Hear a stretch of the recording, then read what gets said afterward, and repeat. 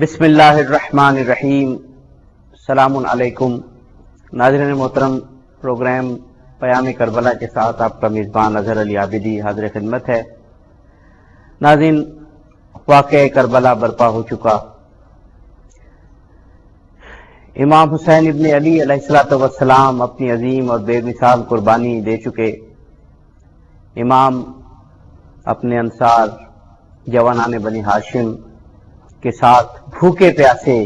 کربلا کے تپتے ریگزار میں شہادت پیش کر چکے، اور اب مخدرات عصمت حضرت زینب سلام اللہ علیہا اور حضرت سید سجاد علیہ السلام کی قافلہ سالاری میں کوفہ کی طرف یہ قافلہ جا رہا ہے۔ اور اب دوسرا مرحلہ جس کے بارے میں کہا گیا تھا کہ حدیث عشق دو بابست کربلا و دمشق یکے حسین رقم کر دو دیگرے زینب، تو اب دوسرا مرحلہ شروع ہو چکا، اور اب حضرت سید سجاد اور حضرت زینب سلام اللہ علیہا، حضرت ام کلثوم سلام اللہ علیہا اور مخدرات عصمت کے خطبے ہیں،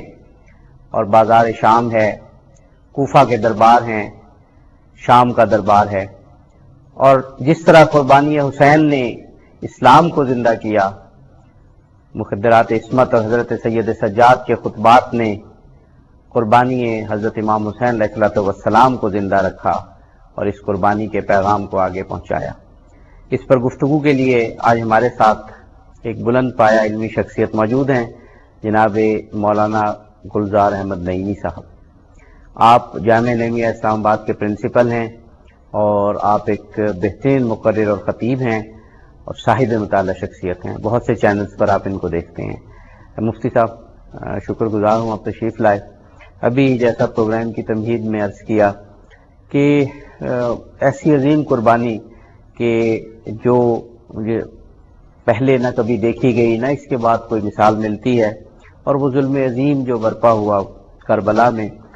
اب یہ قافلہ ہے جس کو لٹا پٹا قافلہ کہتے ہیں، کہ جس میں بیویاں ہیں اور ایک ہی مرد ہیں حضرت سید سجاد، اور ابن زیاد کی جانب سے اور یزید کی جانب سے یہ مشہور کیا گیا ہے کہ کچھ باغی تھے جو کربلا میں قتل ہوئے، جنہوں نے اپنے وقت کے خلیفہ کے خلاف خروج کیا۔ لیکن اس قافلے نے گویا یوں کہنا چاہیے کہ انقلاب برپا کر دیا، اور یزید کی جو چالیں تھی، ابن زیاد کے جو کا مکر و فریب تھا، ان کو انہی پر الٹ دیا۔ اب یہ قافلہ، آپ اس کربلا کے واقعے کے بعد یہ جو قافلہ چلا ہے اور کوفہ کی طرف رواں دواں ہیں، اس پر کیا کہیں گے کہ تاریخ کو کس طرح سے اس نے بدلا؟ بسم اللہ الرحمن الرحیم، والصلاة والسلام علی نبیہ وآلہ وصحابہ اجمعین۔ میں نہایت شکر گزار ہوں آپ کا کہ آپ نے اس بہت ہی مقدس اور روحانی مجلس میں مجھے اظہار خیال کا موقع فراہم فرمایا ہے۔ کربلا کی جو قربانی امام علی مقام حضرت امام حسین علیہ السلام نے دی ہے، وہ اتنی عظیم قربانی ہے کہ نہ زمین نے اس سے قبل ایسی کوئی قربانی دیکھی، نہ قربانی کا ایسا عظیم نظارہ چشم فلک نے یہ دیکھا۔ یہ اتنی بڑی قربانی تھی، اور اسی انداز سے اس قربانی کو زندہ رہنے کی ضرورت تھی، تاکہ آنے والی نسلیں اس سے حق اور باطل کے درمیان جو واضح کربلا کے میدان میں لکیر کھینچی گئی، اور کربلا کے میدان میں حق و باطل جب آمنے سامنے ہوئے، اس حق و باطل کے درمیان فرق اور تمیز رکھنے کے لیے یہ مارکہ کربلا کی جو قربانی ہے، اس کو زندہ رکھنا بہت ضروری تھا۔ امام زین العابدین علیہ السلام بہت ہی نحیف و ناتواں، کمزور، بیمار، ہر لحاظ سے وہ اس قابل نہیں تھے کہ وہ ایک قدم چل سکتے۔ انہوں نے اور پھر عقیلہ بنی ہاشم حضرت سیدہ زینب علیہ السلام نے جس انداز سے اس قربانی کو زندہ رکھنے کے لیے جگہ جگہ پر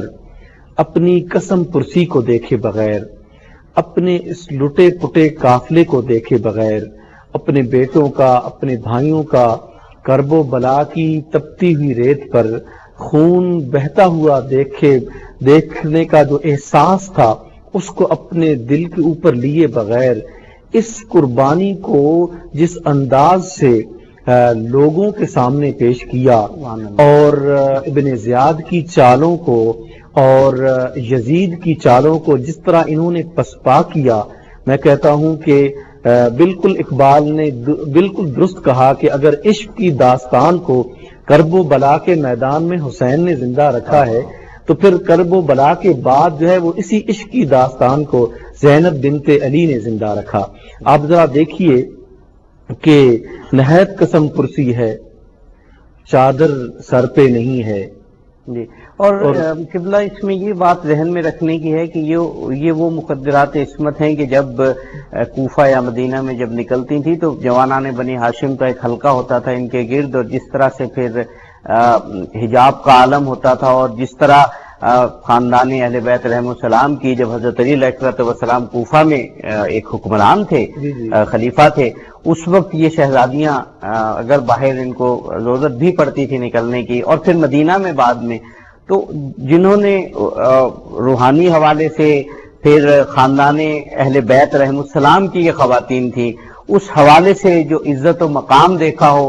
ان خواتین کا اس طرح یہ کہا جاتا ہے کہ دشمنوں نے اور جو یزیدی فوجیں تھی انہوں نے تکلیف دینے کے لیے آپ کو بے پالان کے اونٹوں میں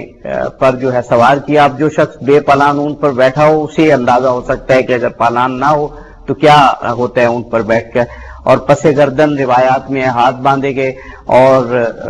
ان مخدرات عصمت کے سروں پہ چادر نہ تھی۔ تو یہ اگر اس تقابل کیا جائے تو اس کے حوالے سے تو آپ صحیح فرما رہے ہیں کہ بہت ہی ایسی کیفیت تھی کہ جس میں شخص جو ہے اس میں جرأت و حوصلہ اور عزم جو ہے ختم ہو جاتا ہے، تو اس حوالے جی ٹوٹ جاتا ہے، تو اس حوالے سے آپ بالکل صحیح فرما رہے ہیں جی، ٹوٹ جاتا ہے چادر تطہیر کے جسے اللہ رب العزت نے ان کے سروں پر سجایا ہے۔ بے شک سیدہ زہرا کی وساطت سے اللہ جل شانہ نے خاندان نبوت کی ان خواتین پر جو چادر تطہیر اللہ نے عطا فرمائی تھی ان کے سروں پر، خاندان بنو ہاشم کا پردہ داری کا اہتمام کرنا اپنی جگہ پر، اور خلافت کے جو وزراء تھے ان کا پردے کا اہتمام کرنا اپنی جگہ پر ہے۔ اللہ جل شانہ نے اپنی اس نورانی مخلوق کے ذریعے سے ان کی عزت، ان کی عصمت اور ان کی عفت کو ہمیشہ ہمیشہ کے لیے محفوظ و مامون رکھا ہوا تھا، اور دنیا کے ظالم ترین وہ لوگ تھے جنہوں نے ان کو جو ہے وہ ایک اسیر سمجھ کر، ایک مجرم سمجھ کر اور ایک مظلوم اور مقہور سمجھ کر جو ہے وہ گرفتار کیا، اور پھر کوفہ کے بازاروں میں جو ہے وہ ان کو پھرایا گیا۔ مجھے وہ نصیر صاحب رحمۃ اللہ علیہ کی بڑی وہ خوبصورت بات یاد آتی ہے کہ جو وہ فرماتے تھے، ہائے وہ کس طرح بازار سے گزرے ہوں گے، ہائے وہ کس طرح بازار سے گزرے ہوں گے، نام تک نہ آیا جن کا کبھی بازار کے ساتھ، نام تک نہ آیا جن کی عزت و عصمت کا تقاضا یہ تھا کہ زندگی بھر انہوں نے بازار کا منہ تک نہیں دیکھا، ان کو ننگے پاؤں ننگے سر بازار سے گزارا گیا۔ اور پھر دیکھیے آپ حضرت زینب سلام اللہ علیہا کا عزم اور استقلال دیکھیے کہ بازار سے گزرتے ہوئے بھی پھر انہوں نے اس بات کو نہ دیکھا کہ کس قسم کرسی میں ہمیں لے جایا جا رہا ہے، آپ نے ان کوفیوں کو مخاطب ہو کر کہا کہ تم ہی وہ لوگ تھے جنہوں نے ہمیں بلایا، آج تم ہی وہ ہو جو ہماری عزت و توقیر کو پامال کرنے کے درپے ہو، تم رو رہے ہو، تم روتے رہو گے اور تم ہمیشہ کے لیے روتے رہو گے۔ تو ان حالات میں آپ دیکھتے ہیں کہ آپ نے انہیں فرمایا کہ تم مجھے شداد اور اس کی امت کی طرح مجھے نظر آ رہے ہو، جس طرح وہ ذلیل و رسوا ہوا ہے اور تم بھی اسی طرح بالکل ذلیل و رسوا ہوگے۔ یہ مولانا صاحب آپ بالکل آپ نے بہت صحیح اس طرف نشاندہی کی کہ تاریخ میں کہ جہاں پر حکمران وقت تھے ان کا یہ پروپیگنڈا تھا کہ کچھ باغی آ گئے ہیں، اور اس طرح موجودہ دور کی طرح کوئی میڈیا کا دور تو نہیں تھا کہ ہر طرف جو ہے خبر جو ہے وہ جلدی پھیل جائے، اور ظاہر ہے جو حکومت ہوتی ہے اس کے پاس وسائل ہوتے ہیں وہ خبریں پھیلاتے ہیں، تو جو لوگ تو آل رسول کو جانتے تھے، اور جیسے آپ نے ابھی فرمایا کہ خطوط لکھ کے خود بلوایا، لیکن بہت سے ایسے تھے کہ جو اس مقام سے آگاہ نہیں تھے، کوفہ سے لے کے اور شام تک ایک طویل جو ہے وہ یہ اسلام کی حکومت تھی اور اسلام کی مملکت تھی۔ تو دو کام کیے اس قافلے نے، ایک تو یہ کہ جو آپ نے ابھی جس کی بہت ہی خوبصورت انداز سے نشاندہی کی کہ ایک تو وہ لوگ کہ جو خوف کی بنا پر، ظاہر ہے کوفے کے حالات ایسے تھے کہ خطوط لکھے گئے، لیکن ابن زیاد کے خوف کی بنا پر وہ جو ہے وہ امام کی نصرت سے باز رہے، ان کو اس طرح سے ملامت کی اور اس طرح سے اسلام کا اور نبی پاک کا پیغام اور حضرت امام حسین علیہ السلام کی عظمت و شان بتائی کہ وہ یعنی ان کے ضمیر کو جھنجھوڑا، اور پھر جو بعد میں واقعات ہوئے توابین کا گروہ اور پھر امیر مختار نے جس طرح سے بدلہ لیا وہ، اور دوسرا پھر شام کے راستے تک اپنا واقعاً تعارف کرایا جو یہ سمجھتے تھے باغی تھے۔ اس حوالے سے میں چاہوں گا فرمائیے۔ کوفے کے بازار میں جو اصل میں خطاب تھا نا سیدہ زینب کا، وہ یزیدی حکومت کا نقطہ زوال تھا۔ بے شک اب انہوں نے اس کو بالکل آپ نے درست کہا کہ اس کرب و بلا کے واقعے کو انہوں نے دنیا کے سامنے اور عوام الناس کے سامنے یہی اس کو پیش کیا گیا، ایسے انداز سے انہوں نے پیش کیا کہ چند باغی تھے اور ان باغیوں کا کلا کما کرنے کے لیے معاذ اللہ ہم نے جو ہے وہ فوج کشی کی ہے ان پر۔ اصل حقیقت سے کسی کو آشنا نہیں کیا گیا اور بتایا نہیں گیا کہ اصل یہ جو شخص جسے ہم باغی کہہ رہے ہیں یہ باغی کون ہے، اور اس کا اور اس کے خاندان کا کیا کردار ہے اسلام کی نشر و اشاعت میں۔ کیا یہ باغی ہے یا یہ وہ ہے کہ جس نے نبی کی گود میں بیٹھ کر جو ہے وہ تربیت پائی ہے، اور جس نے رسول اللہ صلی اللہ علیہ وسلم کا جو راکب دوش مصطفیٰ بنا ہے، یہ جس کو ہم باغی کہہ رہے ہیں، اپنے ضمیر کے اندر وہ اپنے آپ کو ملامت کر رہے تھے۔ اور یہی چیز جب اہل کوفہ پر آشکارا ہوئی کہ یہ تو ظلم ہوا، اہل بیت اطہار کے ساتھ ظلم ہوا اور رسول اللہ صلی اللہ علیہ وسلم کے نواسے کے ساتھ ظلم ہوا، تو پھر ظاہر ہے کہ مفتی صاحب بہت ہی آپ مؤثر انداز سے اس واقعے کو، اور خاص طور پر جو کربلا کے بعد اس قافلے نے انقلاب برپا کیا، قیدیوں کے اس قافلے نے، اس کی وضاحت فرما رہے ہیں۔ ایک وقفہ لینا ہے، وقفے کے بعد ہم گفتگو کو یہیں سے شروع کریں گے۔ ناظرین، پروگرام پیام کربلا میں ایک چھوٹا سا وقفہ ہمارے ساتھ رہیے۔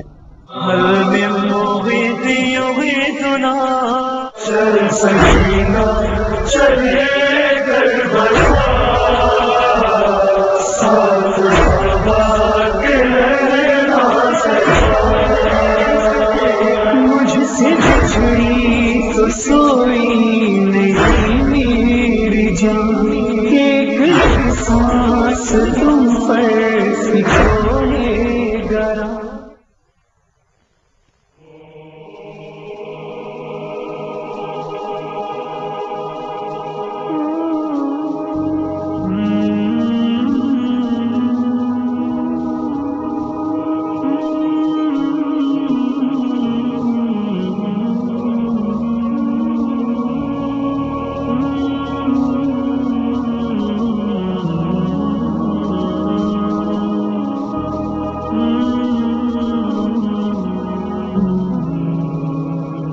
اعمل عمل رجل يعلم أنه مأخوذ بالإجرام مجزي بالإحسان۔ جس کام کو انجام دینا چاہتے ہو اس کو اس شخص کی طرح انجام دو جو یہ جانتا ہے کہ ہر گناہ کی سزا ہے اور ہر نیکی کی جزا ہے۔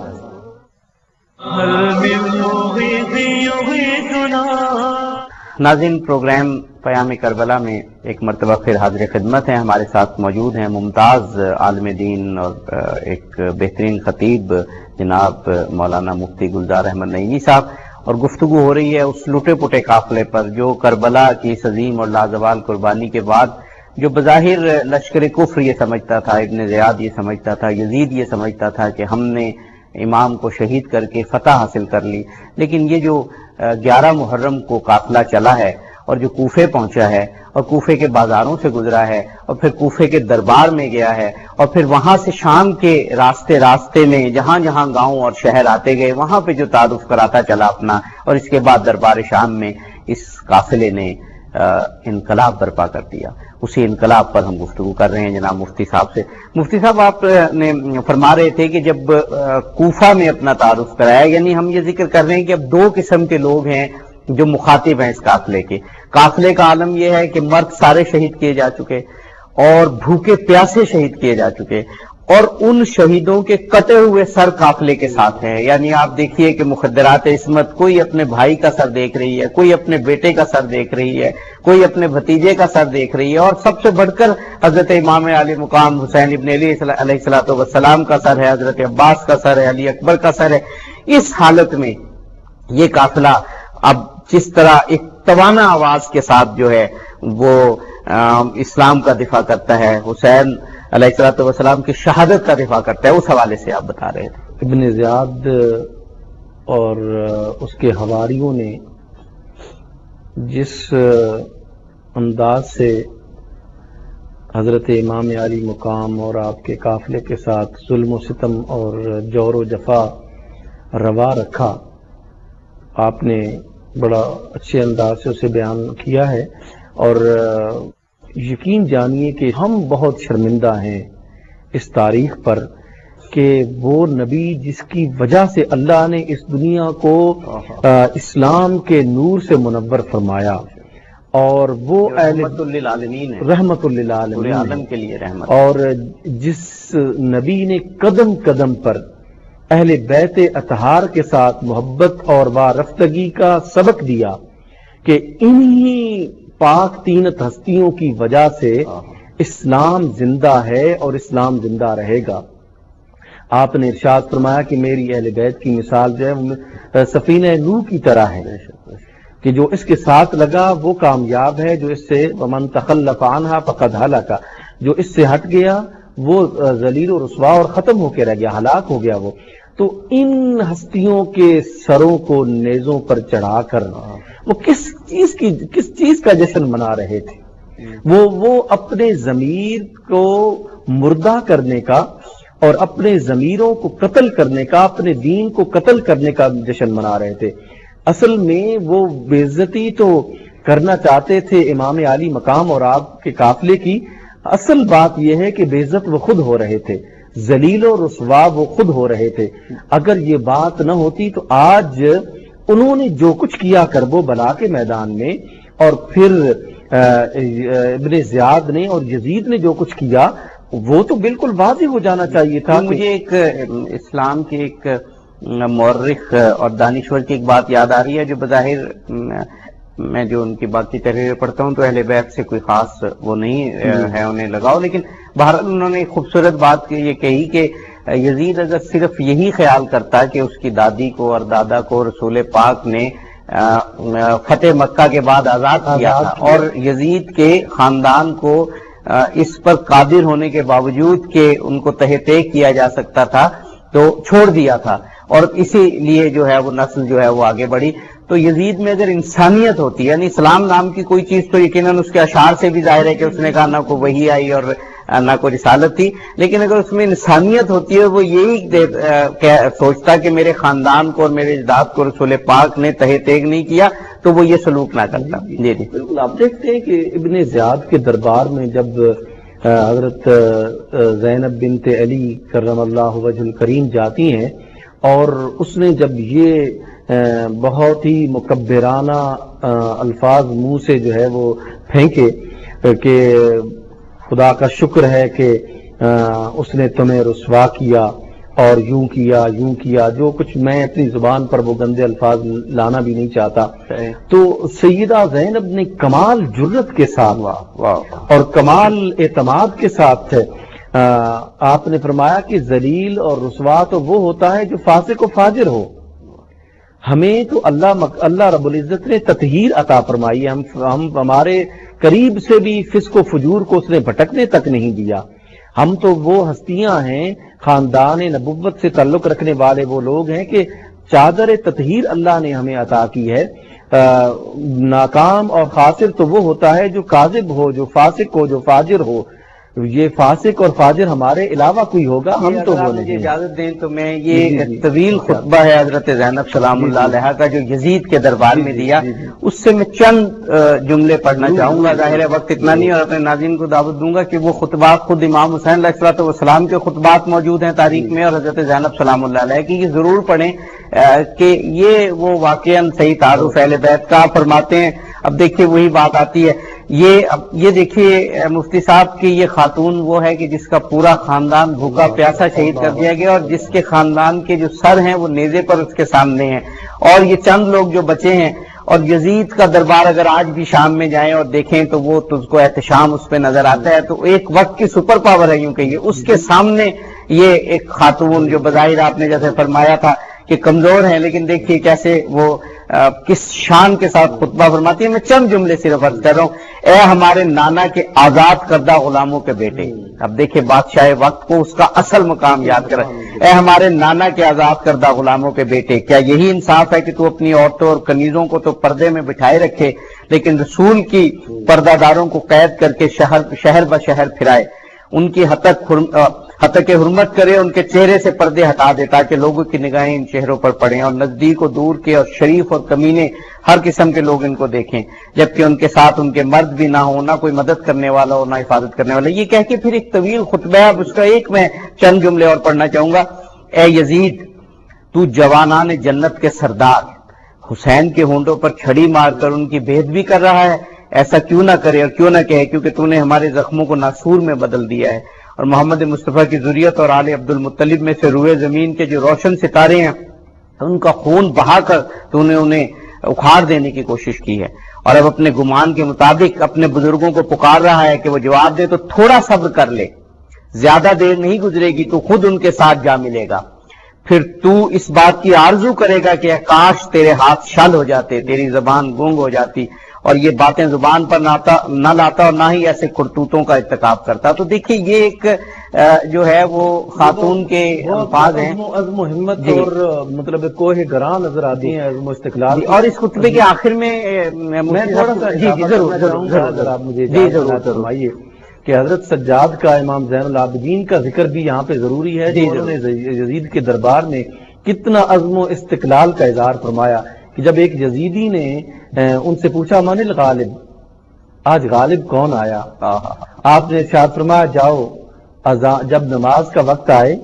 اذان دو اور اقامت کہو، اقامت کہنے کے بعد تمہیں پتہ چل جائے گا کہ غالب کون آیا. کتنی خوبصورت کتنی عظیم بات کی حضرت سجاد نے کہ جاؤ اذان دو اقامت کہو پھر تمہیں پتہ چل جائے گا کہ غالب کون آیا. پھر جب یزید نے ان کا دل بہلانے کی کوشش کی کہ اگر حسین میری بات مان لیتے تو یہ ہوتا وہ ہوتا، وہ آج جو ہے نا وہ قتل نہ کیے جاتے، تو انہوں نے کہا کہ اما ان القتل لنا عادت والشہادت لنا سعادت. اے یزید تو مجھے یہ بہلانے کی، میرا دل بہلانے کی کوشش کر رہا ہے، تمہیں پتہ نہیں ہے کہ قتل ہونا ہماری عادت ہے اور شہادت کا حصول جو ہے وہ ہمارے لیے سعادت ہے. اب دیکھیے کہ یہ غریب مسکین دیار غیر میں ہیں اور بحیثیت مجرم کھڑا کیا گیا ان لوگوں کو. انہوں نے کس انداز سے اس کربلا کے پیغام کو زندہ رکھا، کس انداز سے دین مصطفیٰ کو زندہ رکھا. کربلا کی خاک کا اور ہم اہل اسلام کا اس انداز سے اگر ہم دیکھتے ہیں تو ہمیں پتہ چلتا ہے کہ ان کربلا والوں نے جس طرح دین کو زندہ رکھا ہے، قسم بخدا اگر آج وہ قربانی وہ اس ٹائم پہ نہ دیتے تو آج ہمارے پاس یہ دین جو ہے وہ اس حالت میں موجود نہ ہوتا. شاید ہمارے پاس دین جو صحیح اور غلط ہے، حق اور باطل ہے، سچ اور جھوٹ ہے، اپنے تمام امتیازات کے ساتھ ختم ہو کر رہ جاتا اگر کربلا والے یہ قربانی نہ دیتے. بے شک بے شک. حضرت سید سجاد علیہ الصلوۃ والسلام کا ذکر کیا تو میں اس سے قبل جو عرض کر رہا تھا کہ حضرت بی بی زینب نے اپنے اس خطبے کے آخر میں ایک ایسے جملے فرمائے کہ جن کی گونج ابھی بھی باقی ہے اور جن کی صداقت و حقانیت جو ہے خود زمانہ اب اس کا گواہ. آپ نے اس خطبے جو ہم پڑھ رہے تھے اس میں یہ فرمایا کہ اے یزید تو جتنے مکر و فریب کر سکتا ہے کر لے، جو چاہتا ہے کر لے، لیکن یاد رکھ تو ہمارے نام کو اور ہماری یاد کو لوگوں کے دلوں سے کبھی محو نہ کر سکے گا۔ اور آپ نے جیسے فرمایا کہ تھوڑا سا وقت ہے، تھوڑا سا صبر کر لے، اس کے بعد جو ہوتا ہے دیکھنا، اور تو اپنے بزرگوں کے ساتھ ملے گا اور زمانہ جو ہے وہ ہمیں یاد رکھے گا۔ تو یہ اس خطبے کی گونج ابھی خطبے کی بڑی خوبصورت منظر کشی جو ہے وہ حضرت پیر نصیر الدین رحمۃ اللہ علیہ نے کی۔ فرماتے ہیں کہ وہ خطبہ زینب کے علی بول رہے تھے، وہ خطبہ زینب کے علی بول رہے تھے، ہر لفظ پہ فخر تھا بھرے دربار کا چہرہ، واہ واہ واہ، بے شک، ہر لفظ پہ فخر تھا بھرے دربار کا چہرہ۔ تو اس خطبے سے آپ دیکھتے ہیں کہ عصمت اور طہارت سیدہ زہرا کی خوشبو آ رہی تھی، اور اسی خطبے تھے حضرت علی کرم اللہ وجہ الکریم کی فصاحت اور بلاغت اور علم اور متانت چھلک رہا تھا۔ وہ وہاں پہ کھڑی امام عالی مقام کی کما حقہ نمائندگی کر رہی تھی، اور اس پیغام کربلا کو زندہ رکھنے کے لیے وہ عظیم الشان تاریخی کلمات کے ساتھ جو ہے وہ خطبہ ادا فرمایا کہ رہتی دنیا تک یہ خطبہ جو ہے وہ ثبت رہے گا، اور آنے والی نسلیں اسی خطبے سے جو ہے وہ سبق حاصل کرتی رہیں گی، اور ہمیشہ اگر ہمیں باطل کے خلاف ڈٹ جانے کا سبق ملتا ہے تو خطبات زینب سے ہمیں ملتا ہے۔ آپ ذکر کر رہے تھے کہ حضرت سید سجاد علیہ الصلوۃ والسلام کی اس عظیم جس کو کہنا چاہیے کہ صحیح کہا کہ جو آپ نے حضرت زینب سلام اللہ علیہ اور آپ نے جو اہل بیت کا تعارف کرانے اور حضرت امام حسین علیہ الصلوۃ والسلام کا تعارف کرانے کے حوالے سے کی، مجھے یاد آ رہا ہے وہ شام کے راستے کا واقعہ کہ دربار سے پہلے ایک شخص نے کہا کہ تم باغی ہو اور خدا کا شکر ہے کہ تم قتل کر دیے گئے، تو اس عالم میں جو حضرت سید سجاد نے فرمایا، آپ اسے پوچھتے ہیں کہ اے شخص کیا تم نے قرآن کی یہ آیت پڑھی ہے کہ میں تم سے کچھ نہیں مانگتا سوائے اس کے کہ میرے اہل بیت میرے قریبیوں سے محبت رکھو؟ اس نے کہا پڑھی ہے، تو آپ نے کہا وہ ہم ہیں۔ اس کے بعد آپ نے فرمایا کیا تم نے وہ آیت پڑھی ہے جس میں کہا ہے کہ اے اہل بیت خدا کا ارادہ یہی ہے کہ تمہیں رزق سے دور رکھے؟ تو اس نے کہا پڑھی ہے، تو آپ نے فرمایا وہ اہل بیت ہم ہیں کہ جن سے رزق دور ہے۔ اس کیفیت کو آپ بیان کیجئے گا کہ کس طرح سے منزل ب منزل جو ہے وہ اپنا تعارف کراتے چلے جا رہے ہیں، پھر کہتے ہیں کہ وہ شخص دھاڑے مار مار کے رونے لگا، تو وہ شخص ایک زمانے کی نمائندگی کر رہا تھا کہ وہ زمانہ پہچان رہا تھا۔ جی جی، گزارش ہے دیکھیں جی، اس حوالے سے ہمیں بڑا واضح طور پر یہ نظر آتا ہے کہ یہ قافلہ جہاں جہاں جاتا ایک انقلاب بپا کرتا چلا جاتا تھا، ایک انقلاب، لوگوں کی زندگیوں میں انقلاب بپا ہو گیا کہ ہمیں جو پکچر دکھائی گئی، ہمیں جو تصویر دکھائی گئی وہ کچھ اور تھی، اور یہاں پہ اصل حقیقت جو ہے وہ کچھ اور ہے۔ اور انہی خطبات کی وجہ سے اور اسی کلام کی وجہ سے، اسی کلام کی فصاحت و بلاغت کی وجہ سے ہم دیکھتے ہیں کہ یزید کو اپنے لوگ جو ہیں وہ چھوڑ گئے، اس کا اپنا بیٹا اس کی خلافت کے پر متمکن ہونے سے انکار کر دیتا ہے کہ میں اس پر کیوں بیٹھوں جس سے حسین ابن علی کے خون کی مجھے بو آ رہی ہو۔ کیا خوبصورت بات آپ نے کی اور کیا بہترین تاریخ کا واقعہ آپ نے یاد کرایا، اب کہ خود اس کا اپنا بیٹا اپنی اولاد دیکھنا، یہ بات بڑی واضح ہے کہ ایک جب وراثت منتقل ہوتی ہے اولاد بڑی خوش ہوتی ہے اپنے باپ کی وراثت، بڑی مملکت ہاتھ آ رہی ہے، بڑی مملکت کا فرما روا تھا وہ، اور نام نہاد فرما روا تھا وہ، اس کا بیٹا جو ہے وہ انکار کر دیتے، 2-3 مہینے کے بعد وہ ختم کہتا ہے میں نہیں بیٹھنا چاہتا۔ مفتی صاحب قبلہ آپ نے بہت ہی خوبصورت تاریخی واقعے پر اس پروگرام کا اختتام کیا کہ انقلاب حسین کی یہی فتح ہے کہ یزید کا اپنا بیٹا کہتا ہے کہ مجھے اس سے حسین کے قتل کی بو آتی ہے۔ مفتی صاحب بہت شکر گزار ہوں، یہ واقعہ اتنا عظیم ہے، اور اس کے بعد سیدہ زینب سلام اللہ علیہ اور سید سجاد علیہ الصلوۃ والسلام کی یہ قربانی جو انہوں نے راستے میں دی، اور کس طرح سے اس واقعے کی جو خبر ہے اور اس واقعے کی حقانیت جو ہے اس کو پھیلایا، یہ ظاہر اس مختصر سے وقت میں تو ممکن نہیں ہے۔ انشاءاللہ ہم کسی اور پروگرام میں آپ کو پھر ہم درخواست کریں گے کہ آپ تشریف لائیں اور اسی دل نشیں اور متاثر کن انداز میں اس واقعے کو بیان کریں۔ بہت شکر گزار ہوں۔ ناظرین، آپ نے پیام کربلا ملاحظہ کیا،